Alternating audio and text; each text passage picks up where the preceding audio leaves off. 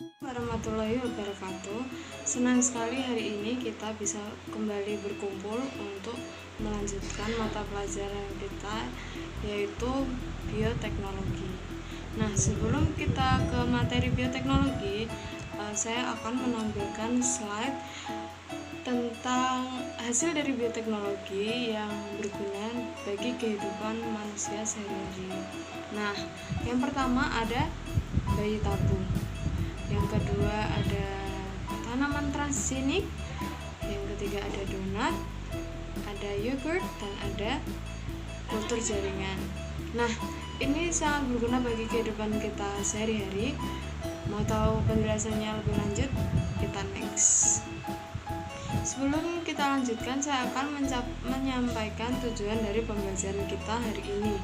Yang pertama, kalian nanti diharapkan dapat menjelaskan konsep dasar dari bioteknologi. Yang selanjutnya, dapat membedakan antara bioteknologi konvensional dan bioteknologi modern.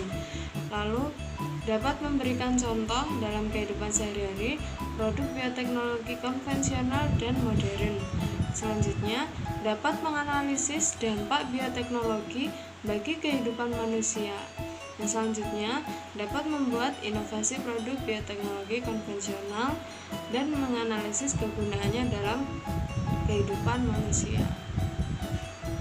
Yang selanjutnya adalah pengertian dari bioteknologi. Nah, bioteknologi adalah upaya untuk memanfaatkan makhluk hidup dengan menggunakan prinsip-prinsip ilmiah untuk menghasilkan produk atau jasa yang berguna bagi manusia. Itu merupakan definisi umum dari bioteknologi. Kalau definisi dari bioteknologi konvensional yaitu teknologi yang menggunakan bahan hayati atau sejenisnya guna menghasilkan barang atau jasa dalam skala industri sebagai sarana pemenuhan kebutuhan manusia. Kalau definisi bioteknologi modern yaitu teknologi yang menggunakan bahan hayati yang telah direkayasa secara in vitro guna menghasilkan barang atau jasa dalam skala industri sebagai sarana pemenuhan kebutuhan manusia. Nah, itu tadi perbedaannya. Yang selanjutnya ada perkembangan bioteknologi. Perkembangan bioteknologi dikelompokkan menjadi 4 tahapan, yaitu yang pertama bioteknologi sederhana. Contohnya pembuatan tempe, tape, cuka. Terus yang kedua, bioteknologi yang berlangsung dalam keadaan tidak steril. Contohnya itu fermentasi. Produk yang dihasilkan yaitu etanol, asam asetat, asam sitrat, asam laktat, dan gliserin. Untuk selanjutnya ada bioteknologi pada era generasi ketiga, yaitu berlangsung dalam kondisi steril. Nah, contohnya itu pembuatan obat-obat antibiotik, contohnya itu penisilin, tetrasiklin, dan lain-lain. Yang selanjutnya itu bioteknologi pada era generasi baru, yaitu proses bioteknologi yang diterapkan pada hasil keilmuan baru atau bioteknologi baru. Nah, penerapan bioteknologi baru tadi ada beberapa. Yang pertama itu penelitian tentang enzim. Nah, enzim ini penelitian tentang enzim ini yaitu yang mempelajari tentang aktivitas sel-sel dan enzim yang diatur aktivitasnya. Salah satu dari produksinya yaitu insulin, interferon, dan antibodi monoklonal. Yang selanjutnya adalah keilmuan tentang rekayasa genetika.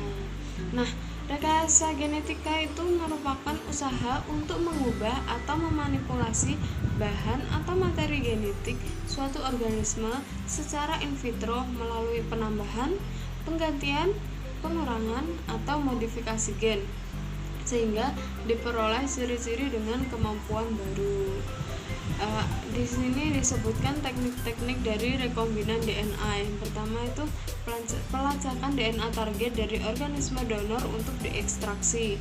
Selanjutnya DNA target dipotong secara enzimatik dan diligasi atau digabungkan ke DNA yang lain untuk membentuk DNA rekombinan. Dan selanjutnya vektor dengan insert tersebut kemudian dipindahkan dan dipelihara di dalam sel inang. Pemasukan DNA ke sel inang dikenal dengan istilah transformasi. Dan selanjutnya sel inang yang dapat mengalami transformasi kemudian dipisahkan dan diisolasi dari sel-sel yang tidak mengalami transformasi serta kemudian ditumbuhkan. Dan selanjutnya jika diperlukan, DNA rekombinasi dapat dimanipulasi untuk meyakinkan bahwa produk protein yang dikodekan oleh DNA klon diproduksi oleh sel inang. Selanjutnya ada teknik kultur jaringan. Nah, teknik kultur jaringan itu teknik pengembangbiakan secara klon. Nah, produk klon sendiri yaitu produksi suatu organisme dari satu sel tunggal yang diambil dari tubuh sel tumbuhan atau hewan. Nah, teknik pengklonan ini tuh dirasa lebih mudah diterapkan di tumbuhan dibandingkan di hewan karena sel tumbuhan memiliki sifat yang lebih sederhana dan sel tumbuhan juga memiliki sifat totipotensi atau kemampuan untuk membentuk tubuh secara lengkap dengan akar, batang, dan daun. Keuntungan dari kultur jaringan sendiri yaitu salah satunya didapatkan turunan secara genetik yang identik dengan induknya. Nah, itu dalam jumlah besar. Jadi itu kalau misalnya kalian punya tanaman mangga, pohonnya gede, buahnya manis, bijinya kecil, itu mau di klon biar kalian punya banyak, itu menggunakan kultur jaringan agar hasilnya sama persis dengan induknya. Dan masih banyak keuntungan dari kultur jaringan yang lain. Selanjutnya teknik bayi tabung. Nah, teknik bayi tabung ini memungkinkan sel sperma suami dan sel telur istri difertilisasikan dalam cawan Petri atau dalam tabung atau istilahnya itu in vitro. Nah, setelah tadi dibuahi difertilisasikan dalam cawan Petri, nanti hasilnya ditanamkan kembali ke dalam rahim sehingga dapat mengandung dan melahirkan sebagaimana mestinya. Dan selanjutnya ada teknik hibridoma. Nah, teknik hibridoma itu salah satu cara untuk menyatukan dua sel dari jaringan yang berbeda dari suatu organisme yang sama atau bahkan organisme yang berbeda sehingga diperoleh satu sel tunggal atau sel hibrid, lalu dapat dikembangbiakan sehingga diperoleh bertriliun-triliun sel. Nah, salah satu dari dua sel yang asli mungkin berupa sel manusia. Jika sel tersebut dilebur dengan sel kanker atau sel yang tidak memiliki pengendalian normal terhadap pertumbuhan dan sintesis protein, maka produksi hormon atau antibodi secara dramatis akan meningkat. Nah, tujuan dari teknik ini adalah untuk menghasilkan antibodi dalam jumlah yang besar sehingga dapat digunakan untuk diagnostik dan terapeutik. Selanjutnya ada tanaman transgenik. Nah, tanaman transgenik itu merupakan jenis tanaman yang dari hasil rekayasa genetika. Teknik pembuatannya sendiri itu hampir sama dengan teknik pembuatan insulin, yang biasanya dalam tanaman yang direkayasa itu dimasukkan beberapa sifat seperti tahan hama, tahan gulma, mampu memproduksi protein tambahan, dan sebagainya. Ini sebagai contoh ini ada ubi zalar yang resisten terhadap hama, penyakit jamur, virus nematode, dan perubahan metabolisme. Lalu ini ada jagung yang toleran terhadap herbisida, ada tomat yang bisa matang yang cepat, terus ada stroberi yang resisten terhadap hama. Jadi itu sangat bermanfaat ya bioteknologi bagi kehidupan kita. Yang selanjutnya itu saking bermanfaatnya nih, ada peranan sendiri bioteknologi dalam berbagai bidang. Yang pertama itu dalam bidang makanan. Nah, dalam bidang makanan sendiri bioteknologi sangat bermanfaat. Dalam perkembangan tentang bahan makanan saat ini banyak dipengaruhi oleh mikroorganisme yang menguntungkan. Berikut ini ada tabelnya. Ini ada contohnya tepung gandum dibantu oleh Saccharomyces cerevisiae untuk menjadi roti. Ada susu dibantu oleh Penicillium sp menjadi keju. Susu dibantu Streptococcus thermophilus dan Lactobacillus bulgaricus. Ada susu dibantu oleh Streptococcus thermophilus dan Lactobacillus bulgaricus untuk menjadi yogurt. Yang selanjutnya, selain tabel tadi, ada juga manfaat enzim hasil aktivasi dari mikroorganisme beserta pemanfaatannya. Nah, contohnya saja ini ada Saccharomyces cerevisiae dibantu oleh enzim alkohol dehydrogenase, manfaatnya untuk uji alkohol. Dan ada Escherichia coli dibantu oleh penicillinacilase untuk mesintesis dan selanjutnya dan sebagainya. Kalian bisa baca sendiri. Yang selanjutnya ada bidang kesehatan. Dalam bidang kesehatan, mikroorganisme banyak menghasilkan berbagai jenis antibiotika dan vaksin, baik mikroorganisme yang termasuk kelompok bakteri, fungi, atau jamur. Berbagai kemajuan bioteknologi dalam bidang kesehatan telah mampu membantu kehidupan manusia. Contohnya, di Jerman itu sekarang bisa mempengaruhi proses pertumbuhan suatu mikroorganisme yang dapat menghasilkan senyawa kimia kobaltaminea, yaitu sejenis vitamin B1 yang berperan dalam pembentukan darah. Di Jepang ada kegiatan bioteknologi yang mampu menghasilkan enzim pencernaan yang diperlukan oleh penderita kencing manis. Yang selanjutnya ada penemuan vaksin cacar dari serum darah oleh Edward Jenner. Yang selanjutnya di bidang pertanian. Nah, dalam bidang pertanian sendiri itu banyak sekali ya manfaatnya. Peranan bioteknologi itu sangat penting.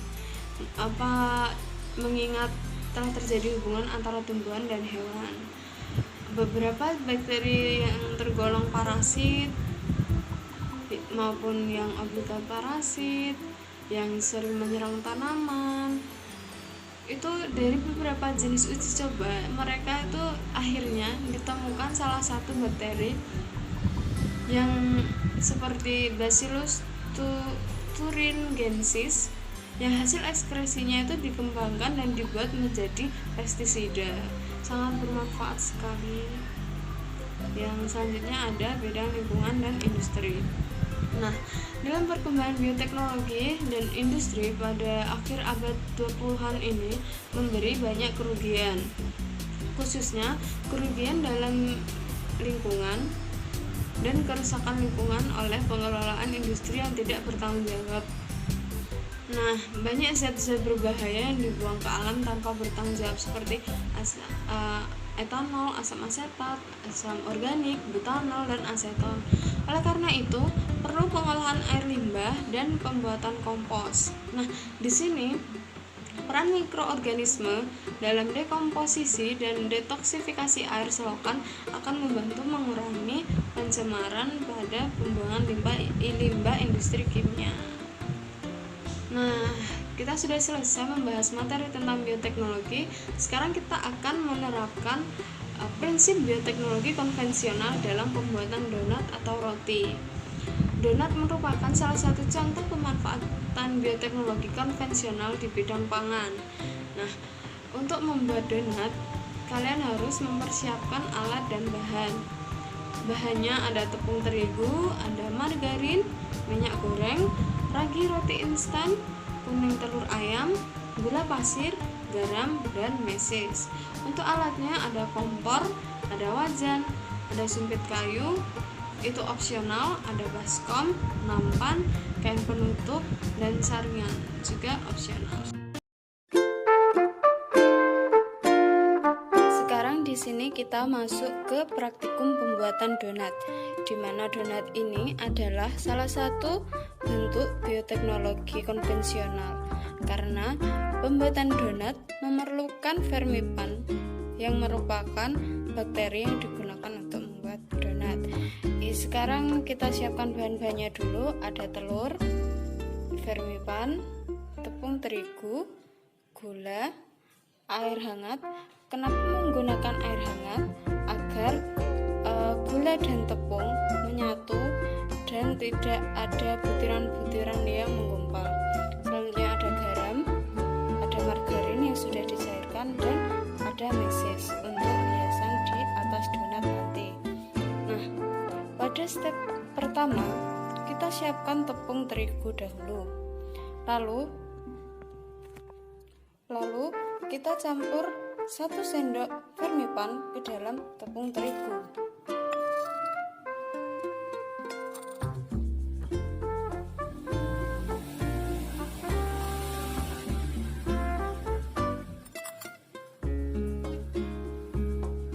Selanjutnya masukkan gula,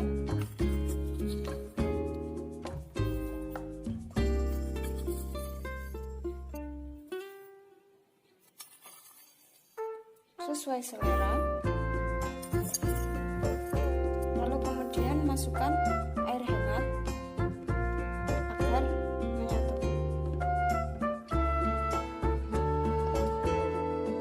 Kita aduk.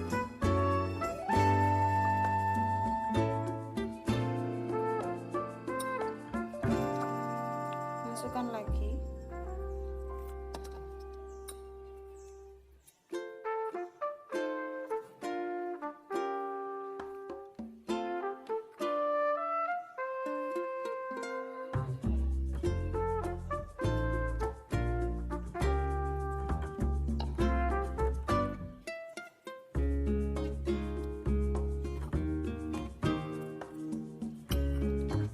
Aduk hingga merata. Setelah diaduk, tambahkan margarin yang sudah dicairkan,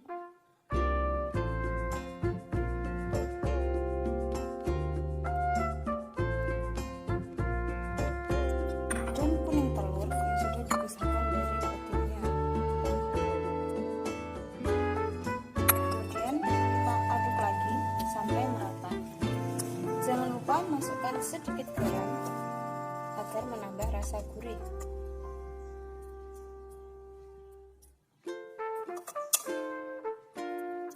Jika sudah, aduk kembali hingga merata. Aduk terus hingga adonan menjadi lebih rata.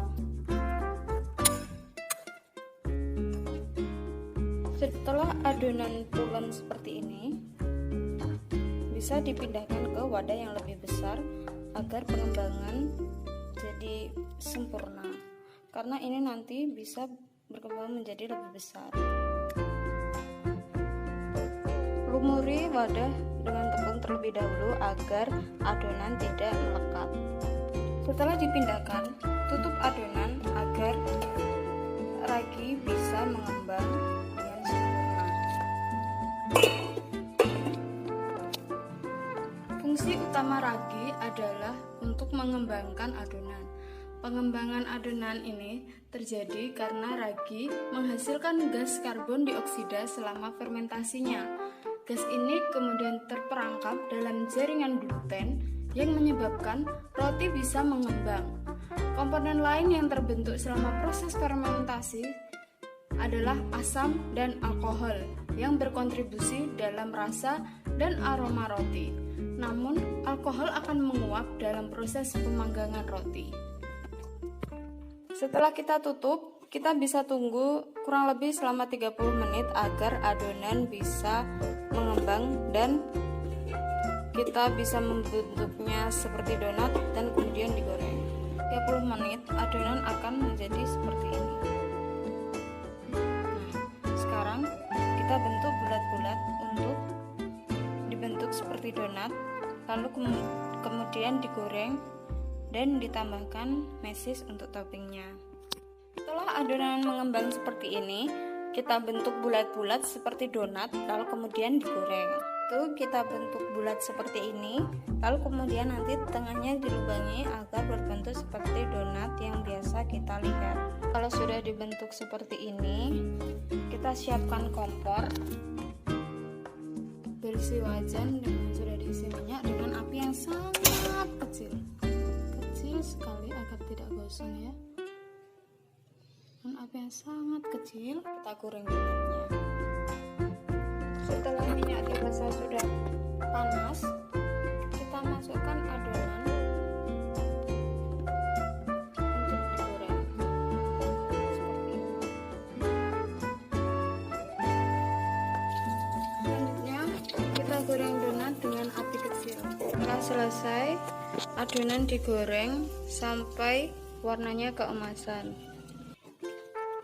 Setelah donat matang, lalu kemudian dihias. Dan donat pun siap disajikan.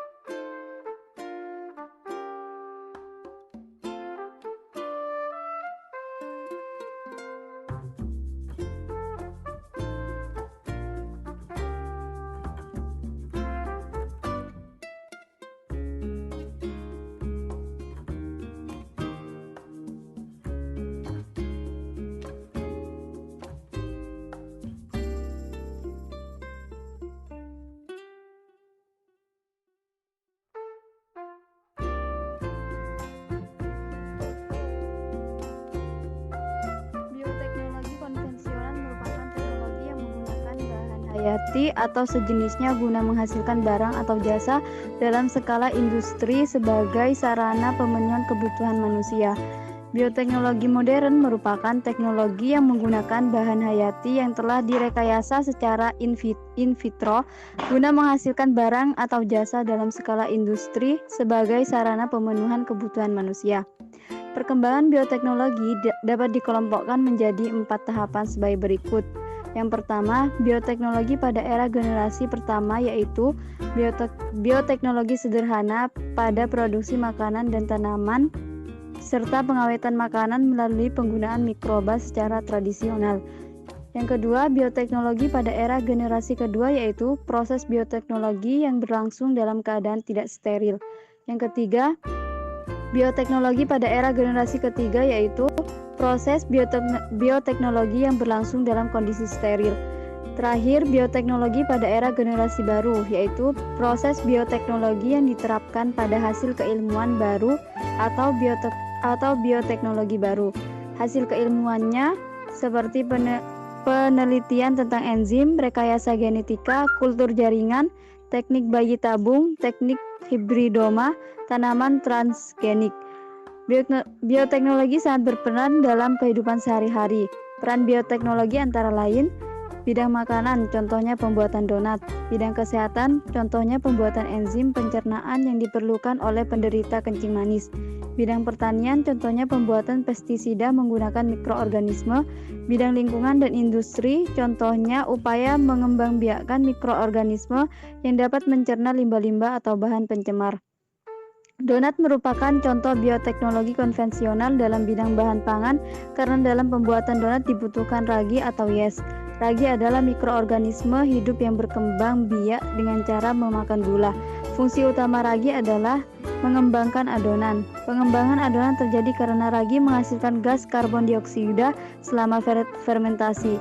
Gas ini kemudian terperangkap dalam jaringan gluten yang menyebabkan roti bisa mengembang. Komponen lain yang terbentuk selama proses fermentasi adalah asam dan alkohol yang berkontribusi terhadap rasa dan aroma roti. Namun alkohol akan menguap dalam proses pemanggangan roti.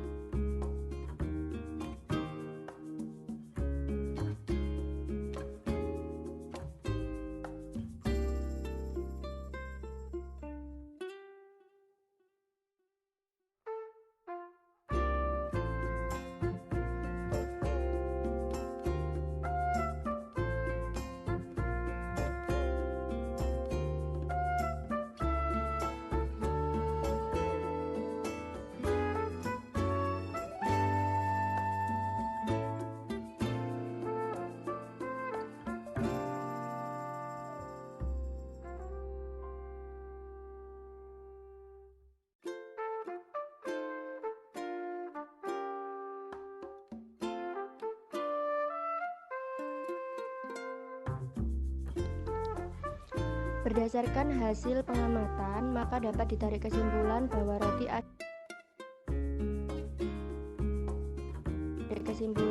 roti adalah produk makanan yang terbuat dari fermentasi tepung terigu dengan ragi atau bahan pengembang lain.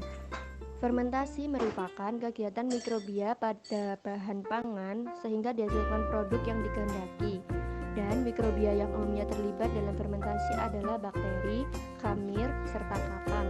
Sedangkan khamir jenis Saccharomyces cerevisiae merupakan jenis khamir yang paling umum digunakan dalam pembuatan